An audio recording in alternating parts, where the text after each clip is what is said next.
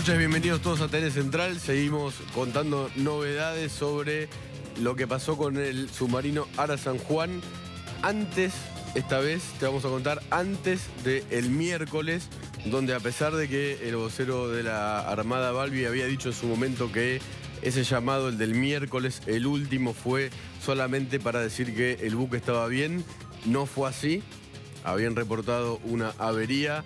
Se están conociendo nuevos partes de la Armada donde efectivamente esto se fue confirmando y el sábado el propio Balbi lo confirmó. Lo que nosotros podemos decir en base a fuentes seguras es que es algo que va a investigar además la jueza Yáñez, es qué pasó con los llamados anteriores desde que el submarino Ara San Juan salió de Ushuaia, que se reportó varias veces a la base naval de Mar del Plata, y entre que salió de Ushuaia y la medianoche del martes o el miércoles, donde efectivamente el capitán de fragata Fernández informó sobre una avería y que había entrado agua que había hecho explotar las baterías. Hubo otro llamado anterior, no podemos especificar aún el día, donde el submarino Ara San Juan habría alertado sobre otra novedad, se dice en lenguaje naval, que informaba sobre una especie de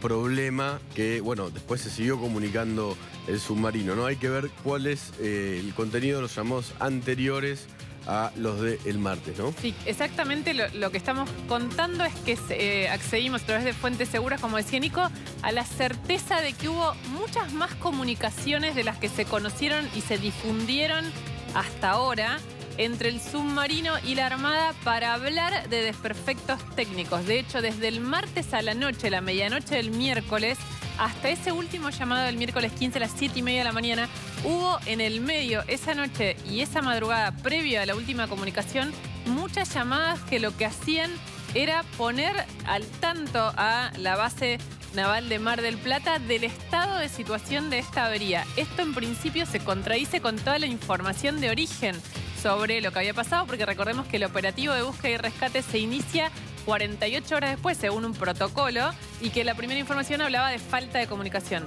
Bueno, en principio, recién ahora se está empezando a conocer y la justicia está empezando a recibir, y acá hay un dato clave que es la ley de inteligencia. Todo lo que sea la ficha técnica y las comunicaciones del Ara San Juan están protegidos por la ley de inteligencia, y con el artículo 16, digamos, difundir la información contenida, si no está relevada del secreto que imprime la ley de inteligencia, implica lo que es un delito de violación de secreto. Por eso todavía la justicia hay mucho material que no está recibiendo. ¿Por qué? Porque falta la pata política, que es que el Ministerio de Defensa, el ministro en particular Oscar Aguad, releve el secreto en todo lo que tiene que ver con el Ara San Juan, con las comunicaciones, con la ficha técnica y con toda la información de este último viaje trágico.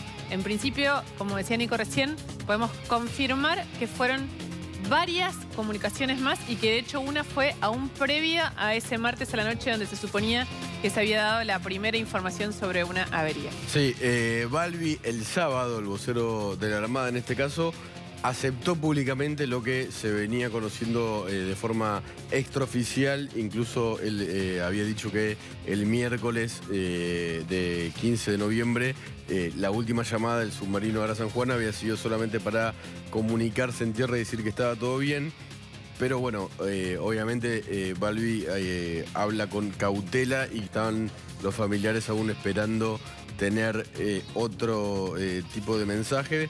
Lo que dijo Balbi el sábado, 10 días después de la desaparición del Ara San Juan, fue que hubo una falla eléctrica en el compartimiento de baterías de proa en la madrugada del miércoles, que esto fue informado por el Ara San Juan, y que a las 7:30 de la mañana de ese miércoles volvió a comunicarse el capitán de fragata Fernández con la base aérea de la base naval de Mar del Plata para comunicar desde un teléfono satelital que la avería había sido subsanada, que tenía propulsión con el circuito eléctrico de popa y que seguía sin novedades rumbo a Mar del Plata. Esta es la última información que dio Balbi respecto a estos llamados que se van a reconstruir por la justicia. Estamos aquí con nuestro compañero Guillermo Lobo. ¿Cómo le va? Bueno, Luciana, Nico, con 3 cuestiones básicas. La primera, día número 12 no lo encuentran todavía. La segunda, lo que adelantaban ustedes, que el Sofi 100 está en el lugar, está en la zona con este submarino en el cual se depositan tantas expectativas. Solamente falta una nave. Falta que el Ara Robinson llegue hasta el lugar. Que llegue hasta el lugar con los elementos de apoyo para la misión rusa.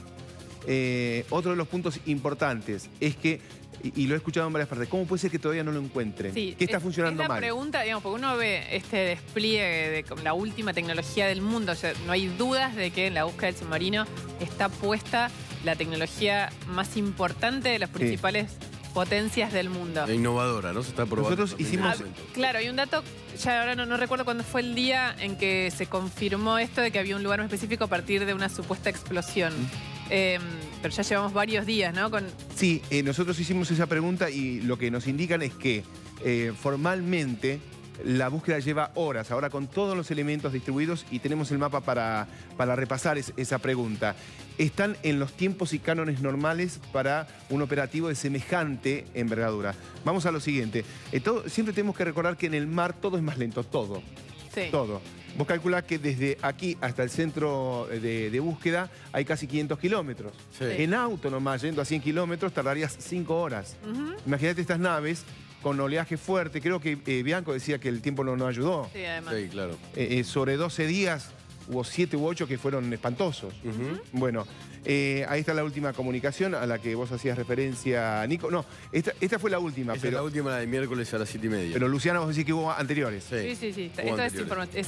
Bueno. No está difundido oficialmente, pero es información oficial. La pregunta que venimos haciendo desde el lunes pasado, hace 7 días. ¿Qué pasó en la batea número 3 de las baterías? ¿Qué pasó en la batea número 3? ¿Es verdad que ya presentaba novedades y problemas? Baterías que costaron carísimas, porque son rechapadas, son reparadas. Le cobraron a la Argentina 6.100.000 $. Las nuevas, ¿saben cuánto salen? 8 millones. Sí, ahora vamos a contar la trastienda sobre eso y cómo la empresa que lo arregló aceptó haber pagado coimas al Ministerio Argentino 3 millones de euros. de Alemania. Bueno, después... Y un dato más que tiene que ver con esto que vos contabas es que, digamos, en este aprendizaje que estamos haciendo un poco todos los argentinos sobre los submarinos y los periodistas en particular, el espacio de las baterías en un submarino es 1/3. Digo, Claro. Del total de la espacialidad del submarino, 1/3 lo ocupan las baterías. Exacto. Y lo que nos decían hoy, digamos, que se están aproximando un poco más a esto, a tratar de conocer más sobre esta hipótesis de que haya sido por las baterías. Es que el ingreso de agua salada a las baterías es una situación que pone realmente en peligro al submarino. Es muy peligroso. Es una de las situaciones más riesgosas. Vos sabés que la emergencia quemante, humo en cabina, por ejemplo, en un avión, es una de las peores situaciones. Sucede en el espacio, sucede en los aviones, sucede también en una embarcación o en un submarino. Principio de incendio, decía Balbi, significa humo sin llama. Tenemos la siguiente placa. Ya se han distribuido las zonas de búsqueda, están trabajando en forma mancomunada. Esto es muy, muy notable, ¿no? Que rusos, norteamericanos... Sí, exactamente. Este es el mapa que tanto nos había impresionado. ¿Por qué hemos escuchado ahí un mini submarino británico, mini submarino ruso? La cuestión es que es una herramienta para cada necesidad. Por ejemplo, el PRMS Falcon trabaja hasta 600 metros de profundidad, el Pantera ruso, más de 1000 metros, pero han traído sumergibles, entonces 600.000. Hay algunos que, Nico... 6.000. Según le ofreció la versión oficial, es que el presidente Vladimir Putin, en diálogo con Macri, le había ofrecido un submarino no tripulado que llegaba a 6.000 metros de profundidad. No sé si está en el Panther Blues, pero llegarían todavía más, ¿no? Pero dificulta muchísimo la búsqueda y además, como vos decías, llegar, ¿no? Esos 430 kilómetros, los rusos tengo entendido que están calculando antes del viernes llegar, podría ser jueves, miércoles, depende también de la meteorología. Sí, Luciana. Te hago una pregunta, que esto también se habla mucho y acá se ve perfecto en la placa que tenemos sobre el talud. Digamos, hay si el submarino podría haber caído a ese talud, ¿se puede encontrar en la profundidad de un talud que se supone que es algo de más de 3.000 claro, metros? esta es una representación más bien pedagógica, Sí. para que tengamos en cuenta, pero esta depresión, desde los 250 hasta los 3.000, es mucho más suave. Ah, No es este precipicio, que es una representación más bien pedagógica. Ah, ok. Eso por un lado. Por el otro, hay una cuestión, viste que cuando la limosna es grande hasta el santo desconfía, así como de pronto tanto amor por Argentina. Estamos ante una crisis humanitaria, estamos ante una situación muy compleja, pero ha venido mucha ayuda que despierta muchas preguntas. Sí. Obviamente que lo agradecemos, obviamente que Argentina está muy agradecida por esta situación, nosotros, pero bueno, realmente ha venido más de lo que uno pudiera esperar. Sí, a ver, las versiones oficiales son que, por ejemplo, los Estados Unidos, esta tecnología que están probando es innovadora, nunca la habían probado y este ejercicio, más allá de obviamente de una cuestión de solidaridad internacional, le sirve también a la Armada norteamericana para probar esta tecnología tan innovadora que nunca jamás se utilizó. El 5 de diciembre va a llegar el Panther, que es una misión no tripulada.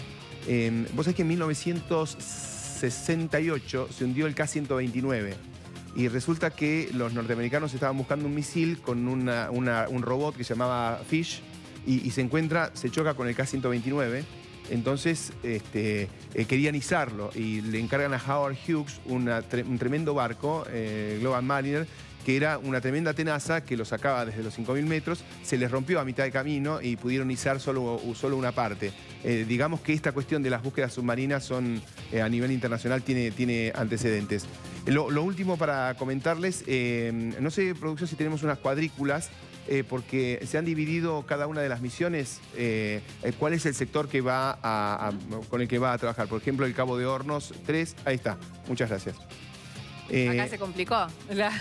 Sí, vos sabés que a simple vista no sé, uy, qué lío es esto, Sí. Sin embargo es recontra claro. Primero, está la cuadrícula con números y letras. Y después en color se divide cada misión. Le deberán asignar un color y un área, por ejemplo, ahora a la misión que llegó con el Soficien.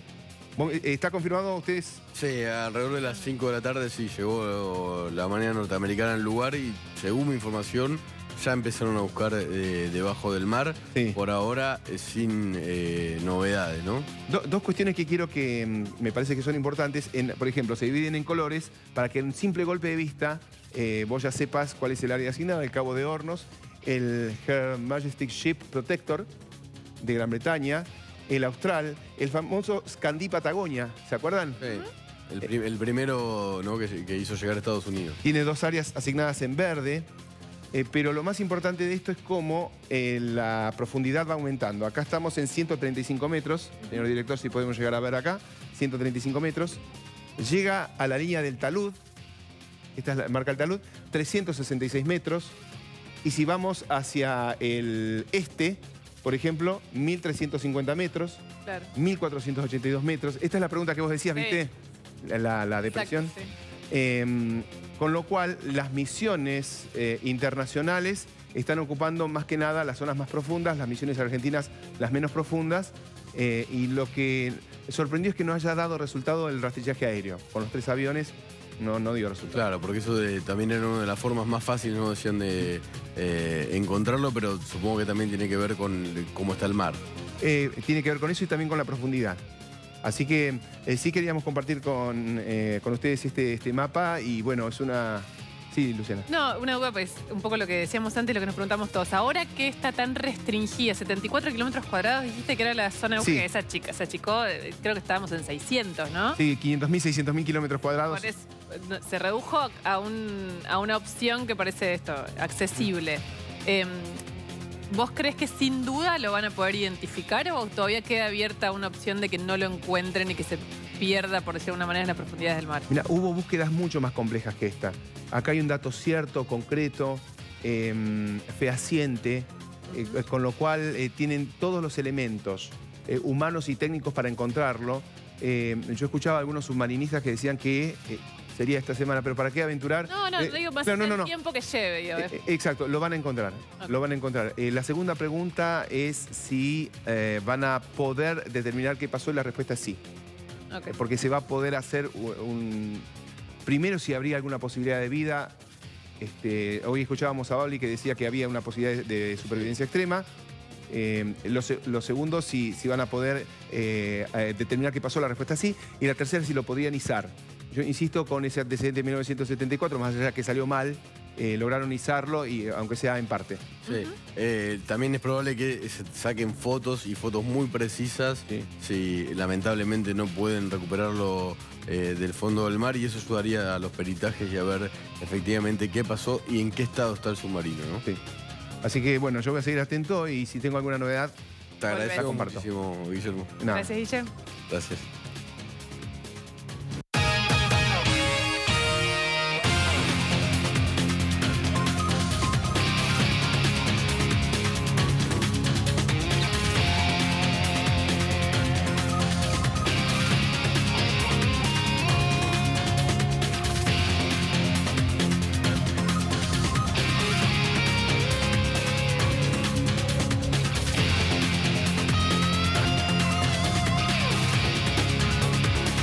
Más allá de lo que haya pasado con el submarino Ara San Juan, que esto lo va a determinar la justicia y ahora lo va a contar Luciana, se va a investigar lo que pasó y cómo se reparó este submarino. Mostramos el otro día una pregunta que había hecho a la jefatura de gabinete la ministra Nilda Garré, ex ministra de Defensa, hoy diputada al actual gobierno, preguntándole muy precisamente sobre el Ara San Juan y sobre algún desperfecto que podría tener si no se le hacía una renovación de lo que se llama la carena, que es como una especie de fuselaje exterior. Bueno, la ex ministra Garré y actual diputada olvidó un dato que es crucial.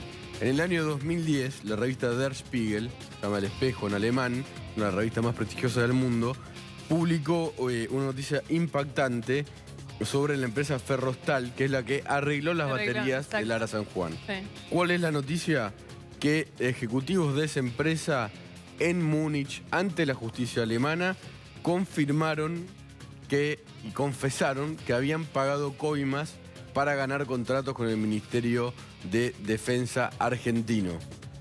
Esto es una noticia conocida que en su momento salió, por eso se abrió una causa en la Argentina y hubo una auditoría de la SIGEN sobre esto, pero la noticia toma otra relevancia ahora, ¿no? No es que haya que buscar mucho para atrás porque puede haber habido errores y cuestiones con la actualidad, ¿no? La actual gestión ya lleva 2 años de mandato, pero este dato es muy importante, ¿no?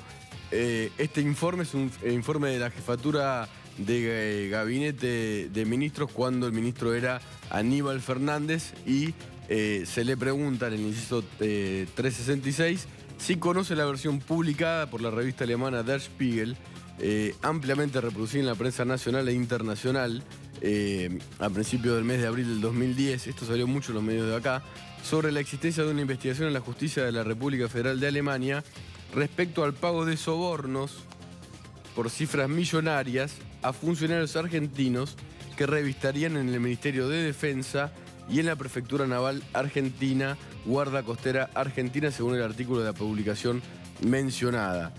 En un principio se especuló con que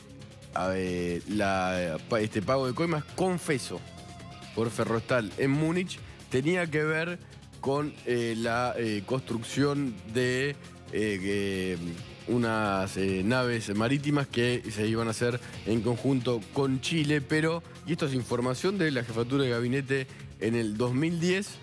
Estas eran en los informes que hace a la Cámara de Diputados, ¿no? Aníbal Fernández, que las respuestas se remiten a los ministerios, ¿no? Entonces responde el Ministerio de Defensa en aquel momento. En lo referente a sus jurisdicciones que se encuentran bajo la órbita de este ministerio, corresponde afirmar que la Armada Argentina y Astilleros Tandanor han celebrado contrataciones con la empresa Ferrostal, bingo, así como con otras firmas que podrían encontrarse vinculadas comercialmente con esta. El detalle respecto de la totalidad de dichas contrataciones será suministrado al responderse el siguiente punto.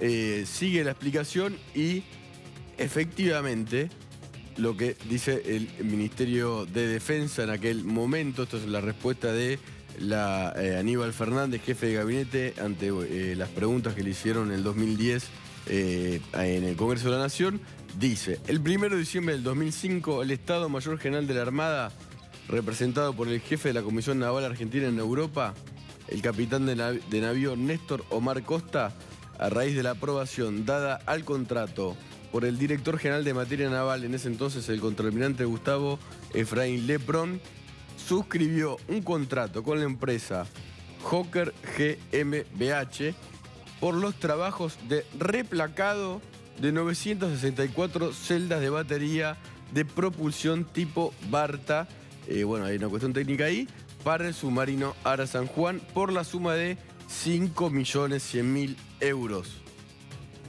Confirman que Ferrostal fue contratada por el Ministerio de Defensa para hacer lo que se llama replacada de 964 celdas de batería. La empresa que nombran es Hawker GmbH, pero esa empresa era de Ferrostal. Esto incluso se explica que eso, claro, cuando responde más abajo. Claro, no, y de hecho más arriba cuando responde eso, que dice que el Ministerio confirma contrataciones con Ferrostal y empresas como subsidiarias o pertenecientes a ese grupo. Esta empresa pertenecía a ese grupo. Exactamente, sí. Y tenía, acá, ahí dice, la empresa MAN Ferrostal Argentina S.A., con domicilio en Lima 355, piso 8 Cava, Ahí está. es la representante en Argentina de la empresa Hawker GmbH. O sea, la representante en Argentina de la empresa que hizo el replacado. Replacado, no un reemplazo ni baterías nuevas. De la celda de baterías de propulsión Barta del submarino Ara San Juan era Ferrostal. La misma empresa que en Múnich, en un proceso judicial, admitió haber pagado coimas en la Argentina por alrededor, en principio, de 28 millones de euros para realizar varias operaciones financieras con el Ministerio de Defensa de la señora Nilda Garré. Dos datos. En 2007, se hizo una denuncia penal por justamente supuestas irregularidades. Los denunciados eran no los funcionarios políticos, sino el alto mando de la Armada. Justamente por supuestas irregularidades y sobreprecios en las reparaciones, entre otros, del Ara San Juan. Esta causa cayó en el juez Norberto Ollarvide, el fiscal en su momento era Eduardo Tayano, y la causa la cerró Ollarvide, este dato también es increíble, en el 2010, justo cuando están respondiendo este informe. Justo cuando Der Spiegel dijo sí pagué. Acá hay unos tipos que pagaron coima, Ollarvide dijo, cerrada la causa. No, y aparte el gobierno dijo sí, no pagamos coima, pero dijo sí, los contratamos, sí, son de esta empresa, sí, bueno, digamos, por lo menos hay un motivo para investigar. Ollarvide utilizó un informe de un perito contable de la Armada que decía que no podía determinar lo que la denuncia decía, claro. Y por esa razón es una costumbre muy usada por Ollarvide conseguir peritos que digan que algo no se puede, entonces la archivaba, no seguía la investigación. Entonces, ¿qué hizo? La archivó. La buena noticia es que si él hubiera decidido sobreseerlos, estos hechos, posibles hechos, estamos hablando obviamente de sospechas, no estamos hablando de certezas, pero estos supuestos hechos no se pueden investigar más, porque una vez que está sobreseído y con confirmación de sobreseimiento no se puede reabrir, salvo casos muy excepcionales que se dan muy pocas veces. Pero el criterio general es que no.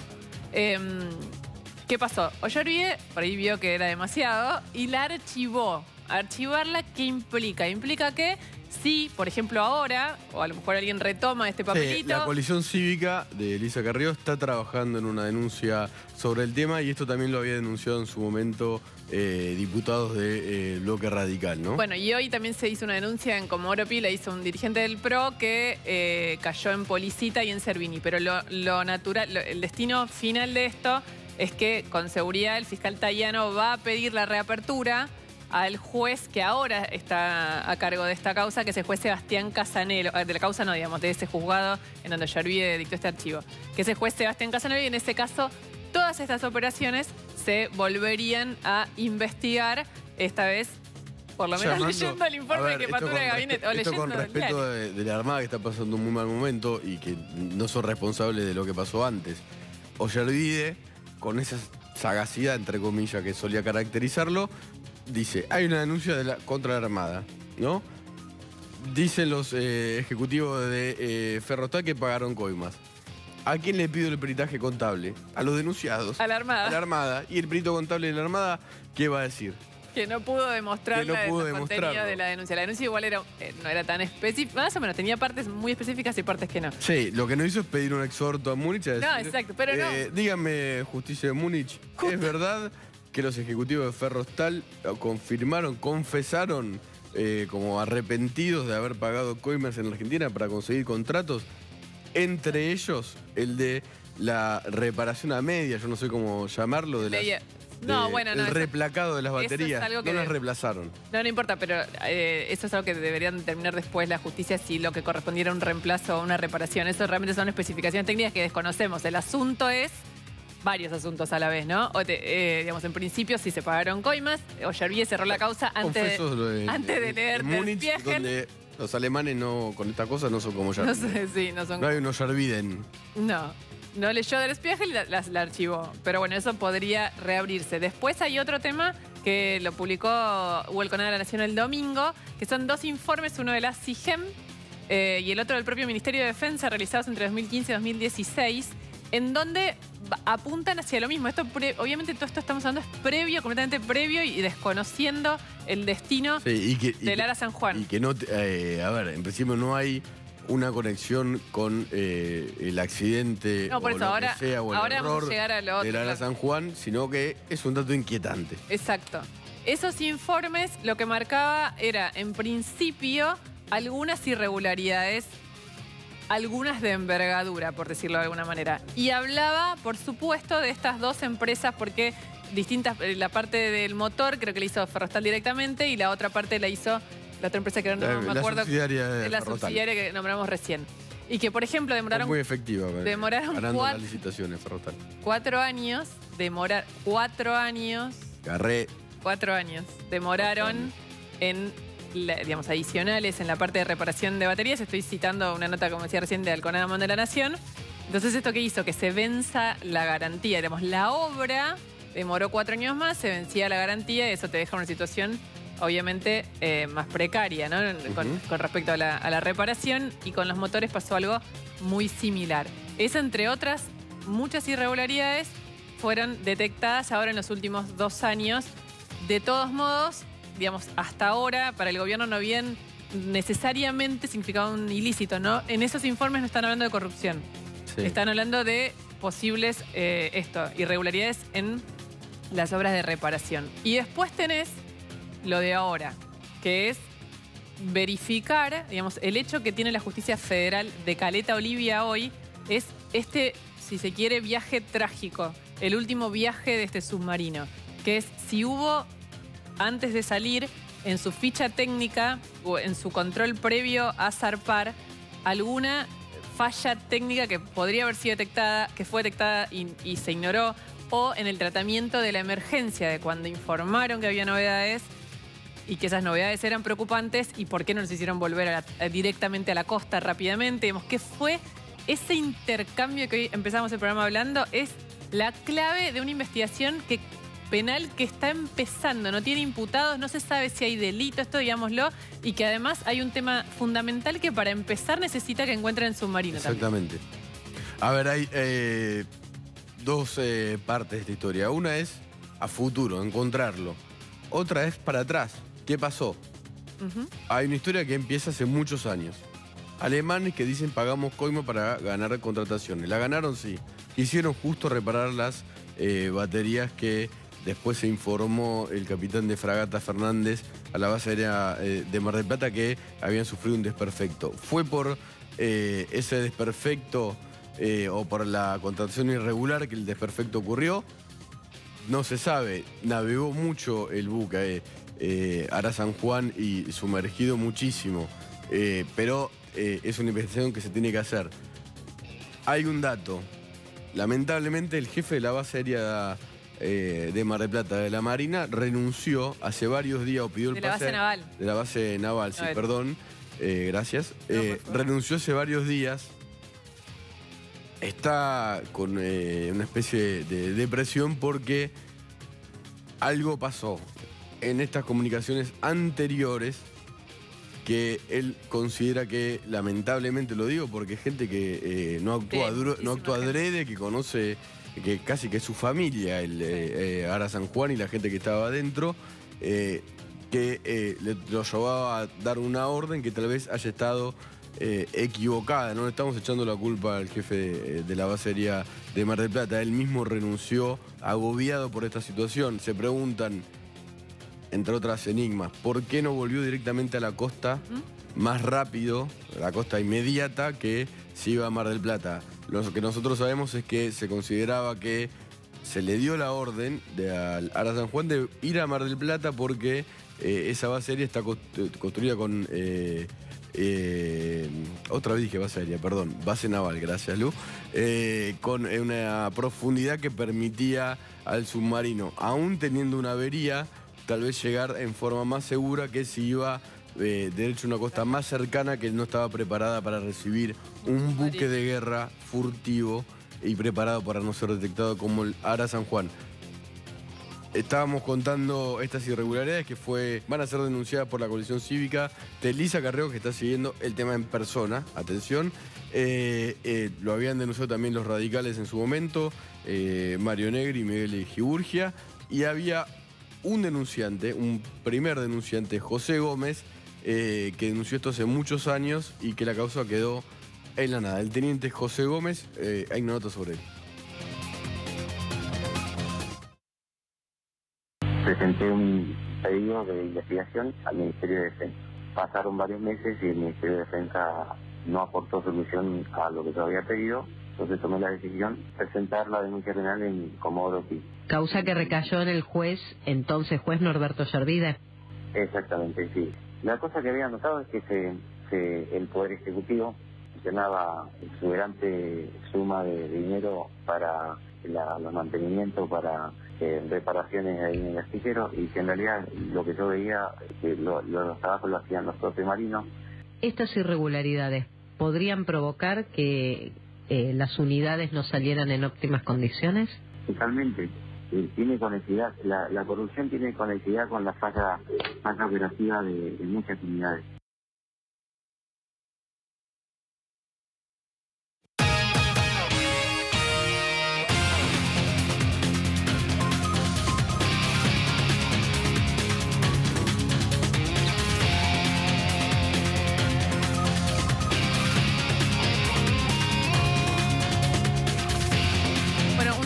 Judicial de último momento, la jueza federal de Caleta Olivia, Marta Yáñez, citó a declaración testimonial al ministro de Defensa, Oscar Aguad. Un dato muy importante.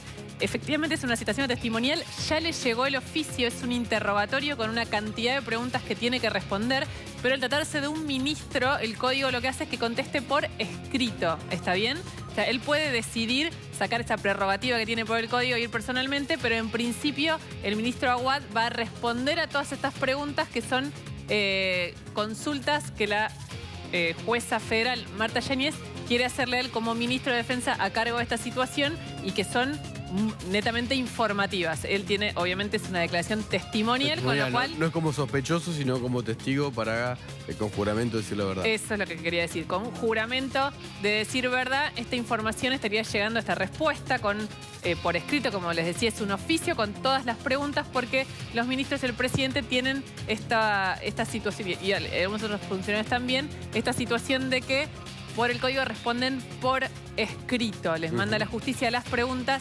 El ministro de Defensa, Oscar Aguad, ya recibió este oficio, ya recibió las preguntas. Mañana va a estar respondiéndolas a la Justicia Federal de Caleta Olivia, que está detrás de la investigación sobre qué pasó con el submarino. Sí, y las preguntas tienen que ver obviamente con esto que veníamos diciendo. ¿Cómo zarpó el Ara San Juan? ¿Cuántas comunicaciones hubo? Como mínimo 1 cada 36 horas.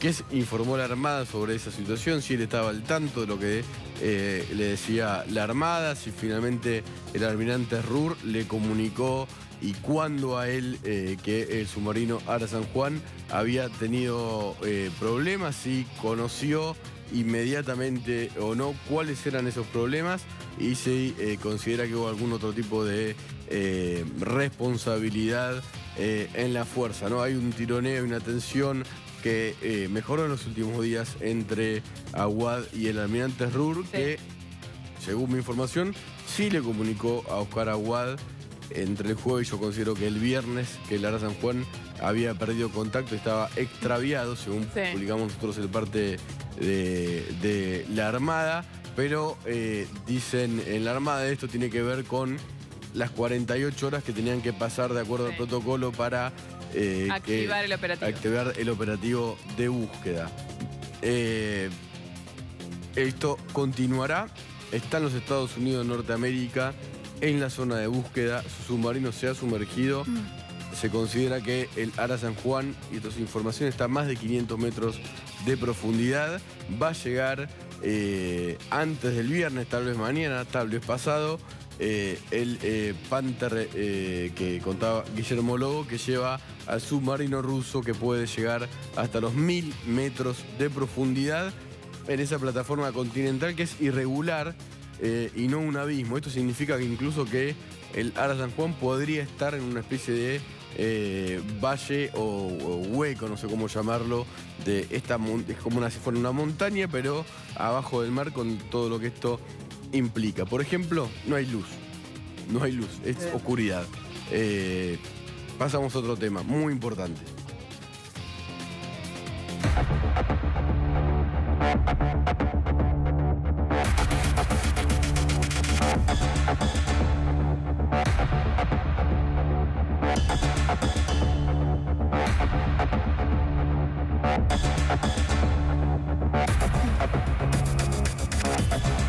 Desde el caso Maldonado y antes también se venían agudizando los problemas entre comunidades mapuches radicalizadas, no radicalizadas y el Estado argentino, que no encuentra una solución a esto y que lamentablemente terminó, por lo menos el último acontecimiento, muy mal. La Prefectura Naval Argentina asesinó a un habitante de Bariloche, ni siquiera, digámosle, mapuche, de 27 años, con un tiro en su nalga durante un operativo en lo que es Villa Mascardi, el Parque Nacional. Habían entrado integrantes de la comunidad aborigen llamada Lafken Winkul Mapu. Después se habrían sumado integrantes de la resistencia ancestral mapuche más violentos, pero esto no importa. Acá las Fuerzas Nacionales de Seguridad lamentablemente mataron a un chico de 27 años, según todos los informes lo indican. Este problema es complejo, tiene que ver con un discurso muy violento de la RAM, pero también con una situación cultural muy grave que lleva a alguna gente a sumarse a este plan de acción planteado por Jones Walla directamente, públicamente, que es hacer un alzamiento popular para que se vaya este gobierno. Esto no tiene nada que ver con la muerte de Nahuel, ¿no?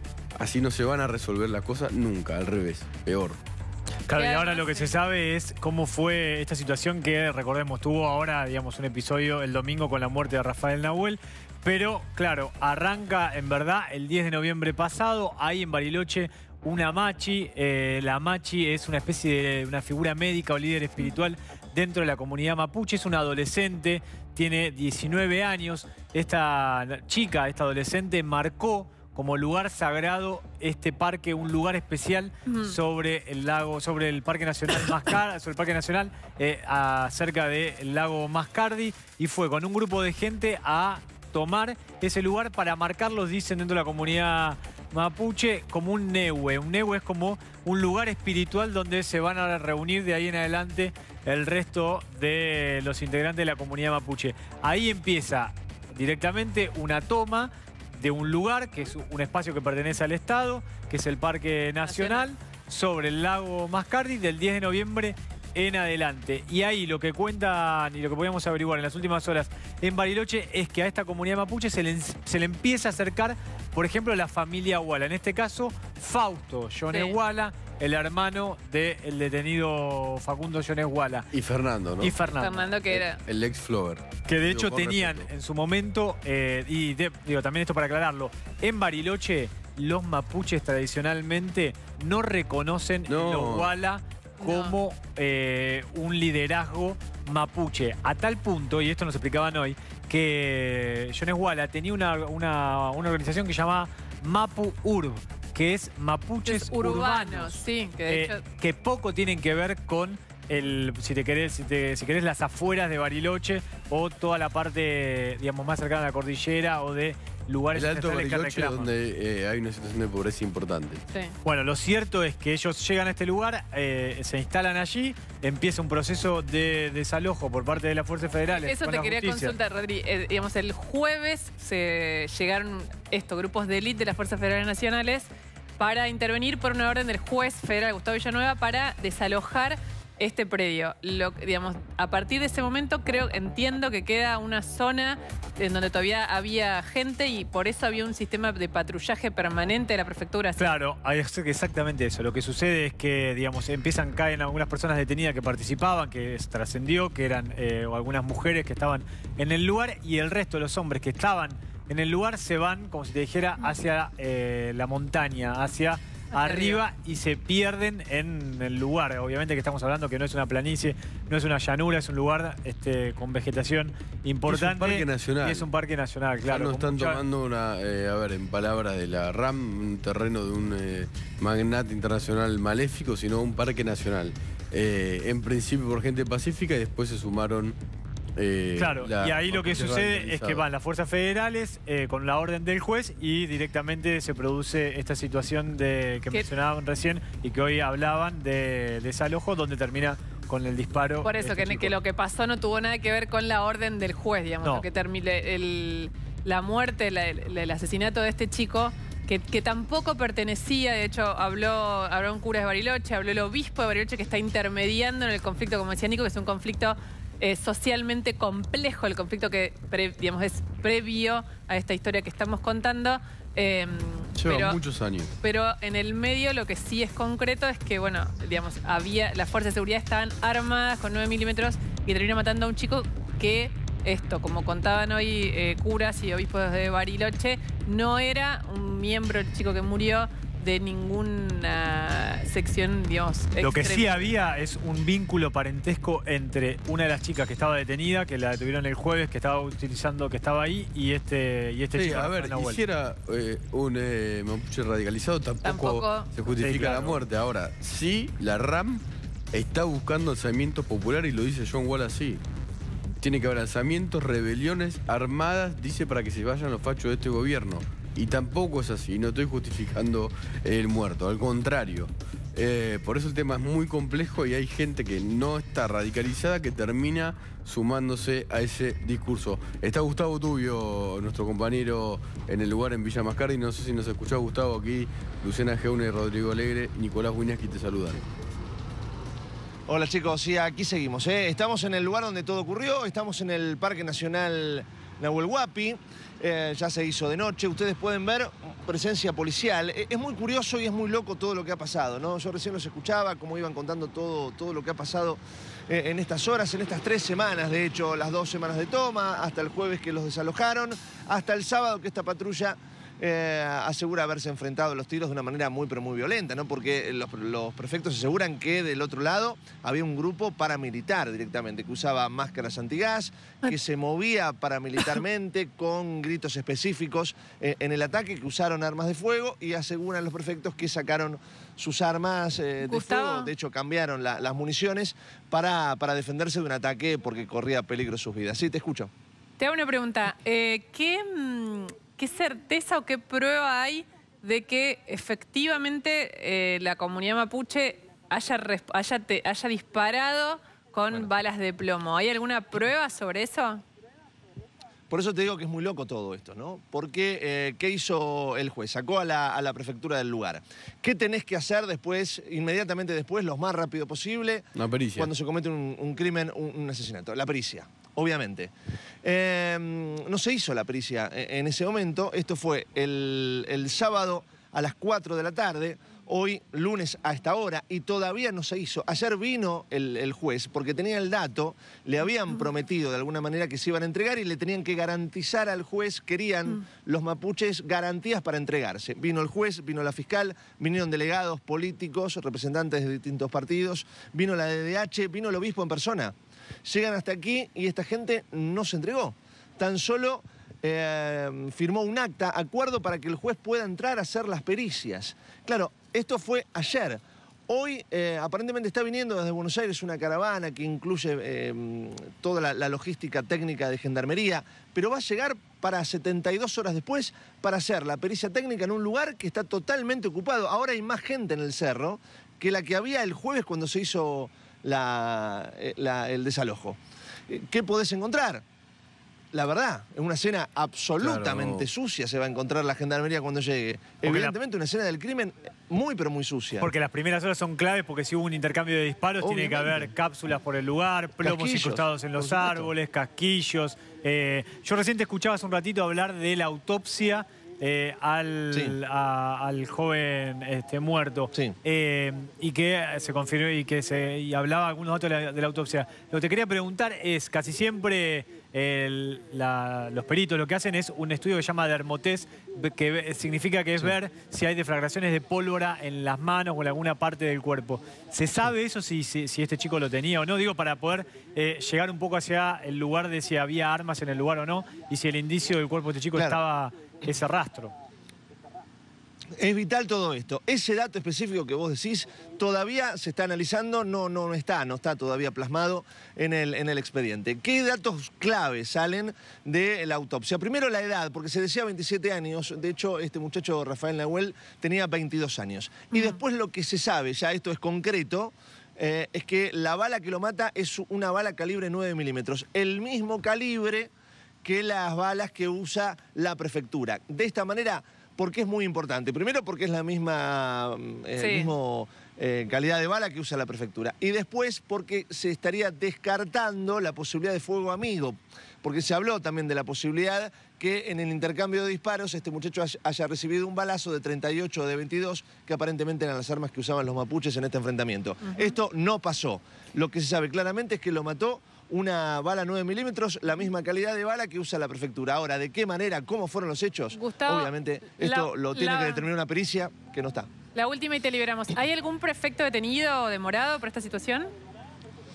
No.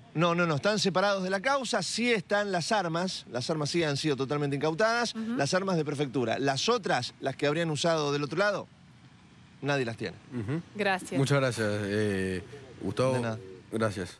Lamentablemente tampoco ayuda este accionar, ¿no? Si no hay nada que ocultar, que dejen entrar a la justicia, porque seguramente no sean los mapuches pacíficos los que están tomando este accionar de otra vez no dejar entrar, y este es un lugar público, un parque nacional, a la justicia y los investigadores para encontrar la verdad.